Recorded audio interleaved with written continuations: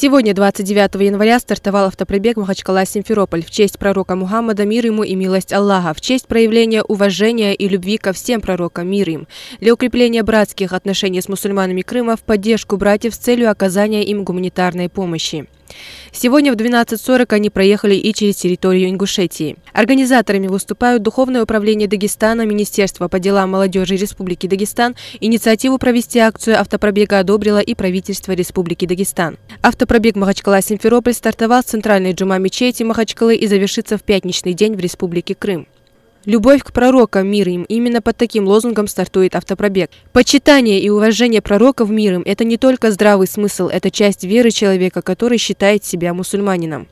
Также каждый желающий поучаствовать в автопробеге может обратиться в оргкомитет и подать заявку на оказание помощи братьям из Крыма.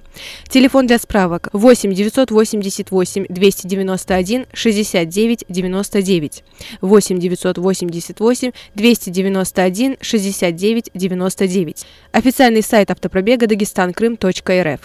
Цель этого автопробега, конечно, укрепление и возрождение связи и добрососедских отношений регионов России.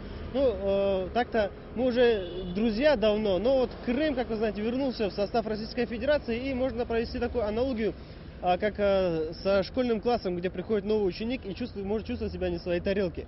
Поэтому цель этого автопробега, чтобы показать им, что теперь они тоже стали для нас ближе, тоже для наши друзья и наши братья и наши земляки, такие же россияне, как и мы.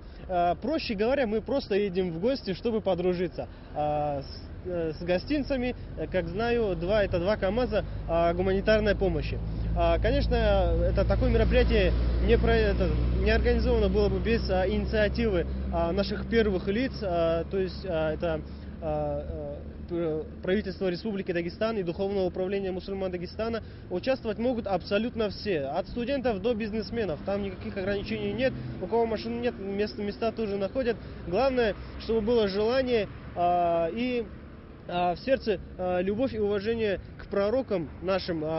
Конечно, не секрет, что послужило этому и те события во Франции, о которых вы знаете, те гнусные вот эти посягательства на святые имена наших пророков. Поэтому как причина